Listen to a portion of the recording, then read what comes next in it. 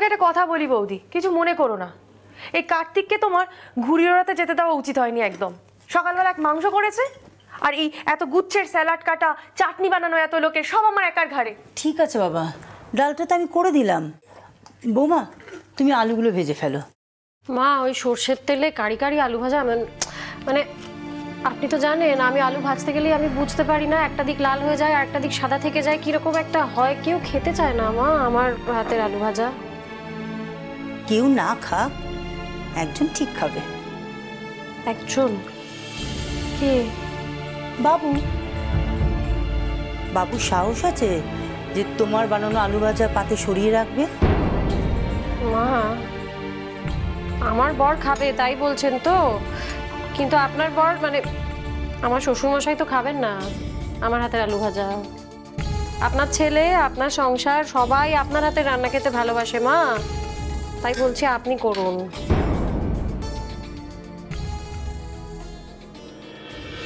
ওহো, ও চা করেছো দুজনের? দাও না কাম্মা, চা না, আমি ব্ল্যাক কফি করেছি আমার আর জাহ্নবীর জন্য।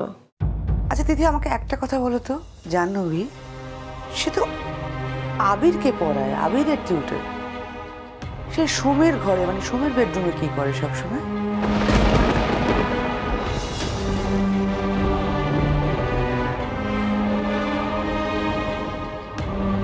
মানে প্রায় তো দেখি সোম আর ওই মেয়েটি গল্প করছে, হাসছে, আড্ডা দিচ্ছে।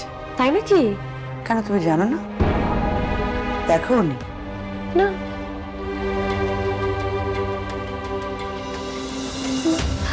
আমার মনে হয় আসলে কাছাকাছি বয়স তো দুজনের, বন্ধুত্ব হয়ে গেছে হয়তো। আমি আসছি। না না, দাঁড়াও দাঁড়াও দাঁড়াও, আজ ছুটির দিন, আবিরের পড়াও নেই, জাহ্নবী কেন এসেছে? ঘুড়ি ওড়াতে? ও, আমি ডেকেছি ওকে, দুপুরে খেয়ে যেতে বলেছি। আসলে একদম জিজ্ঞেস করা হয়নি, তোমার পারমিশন নেওয়া হয়নি, সরি, আমার খেয়াল ছিল না গো একদম। আসলে একা একা লাগে, এটা তো মিশুকে। হ্যাঁ রে ছোট, মেয়েটা কিন্তু বেশ হাসি খুশি। একটু বেশি হাসি খুশি দিদি ভাই।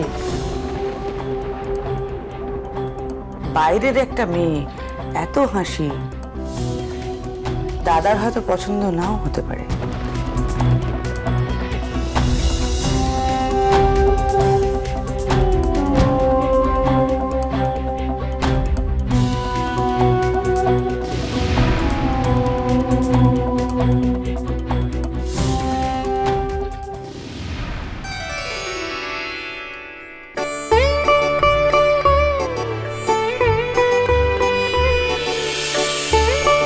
আরে মিনুমা, ঘুড়িটা সামলা।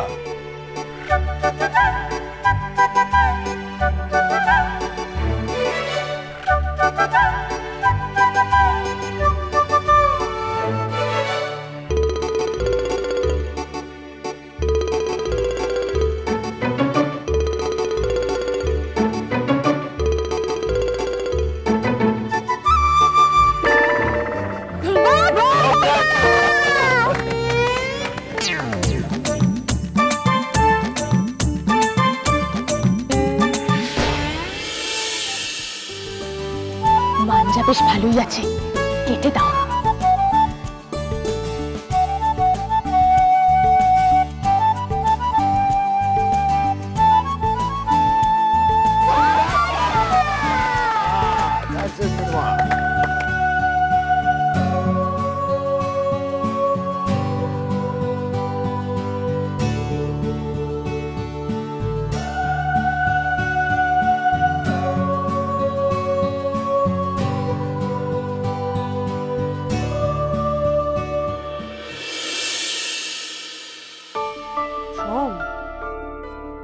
সব ব্যাপারে বাড়াবাড়ি করে ফেলাটা তোমার কিন্তু অভ্যেসে দাঁড়িয়ে যাচ্ছে এবার। হ্যাঁ, সব দোষ তো আমারই। না, সব এত রাগের কিন্তু কিছু হয়নি জানো। না না, কিছুই তো হয়নি, সব রাগ তো আমারই। আর বাবারই যে আমার প্রতি নেগলিজেন্সটা, ইগনোরেন্সটা, সেটা তোমার চোখে পড়ে না। শোনো, বাবা তোমার প্রতি ইগনোরেন্স, নেগলিজেন্স কোনোটাই করেনি, কিন্তু তুমি বাবাকে ভুল বুঝছো। না, ভুল বুঝছি না। বাবা সম্পূর্ণ ইচ্ছা করে মিনুকে জিতিয়ে দিয়েছে। কেন বাবা এরকম করে বলো তো? বাবা ইচ্ছে করে মিনুকে জিতিয়ে দিয়েছে আর তোমাকে হারিয়ে দিয়েছে। একেবারে ছেলে মানুষের মতো কথা বলছো নাকি? না মা, আমি যখন প্রণাম করতে গেলাম তখন বাবা হেসে উঠে উড়িয়ে দিল। আর মিনু ডাকতেই বাবা চলে গেল। তারপরে গিয়ে সব ঘুড়ি ওড়ানো কায়দা ওকে বুঝিয়ে দিয়েছে। দেখো, ঘুড়ি ওড়ানো খুব সামান্য ব্যাপার, আমি বুঝি, কিন্তু বাবার এই আচরণটা, এটা কি খুব সামান্য? সোম, কি হলো? সোমের গলা সপ্তমে কেন? হেরে গেছে বলে কি গলার জোরে জিতবে? আরে বাবা, খেলায় হার জিত থাকে, এইভাবে রিয়েক্ট করার কি আছে?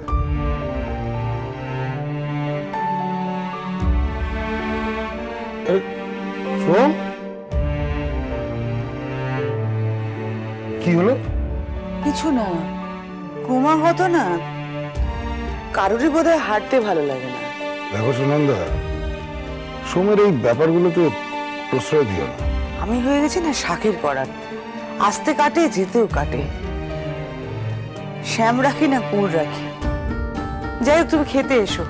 এই রোজকার টানা পড়েন না আমার সত্যি আর ভালো লাগছে না, বিশ্বাস করো।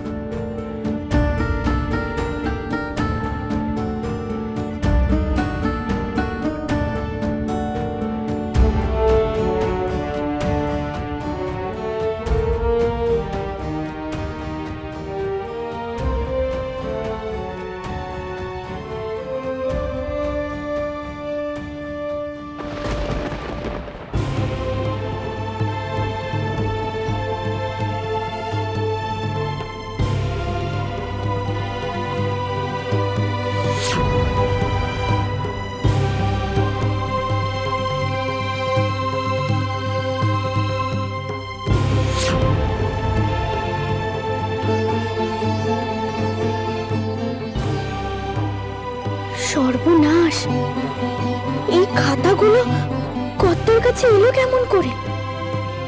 কর্তা যদি ইন্দ্রদাদার কাণ্ডগুলো জানতে পারে তাহলে যে মনে বড্ড আঘাত পাবে।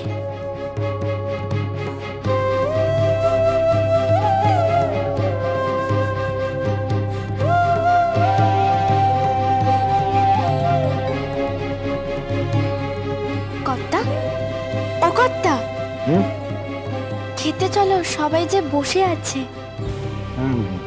মা, কি হয়েছে? আমি বলছি যে খেতে চলো, বেলা হয়ে গেছে যে। আচ্ছা নীলিমা, এই হিসেবের খাতা ইন্দ্র ছাড়া আর কে হাত দেয়?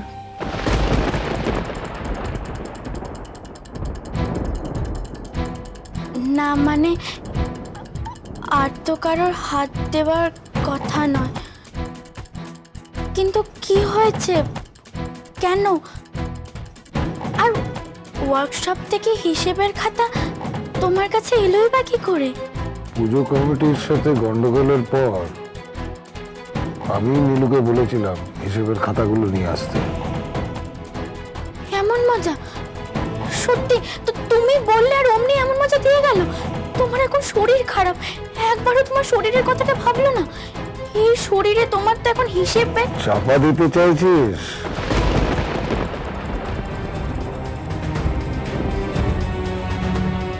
পারবি না।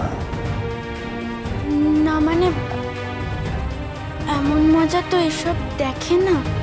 কে কোথায় কি দেখে, কেন দেখে, আমি সব জানি রে।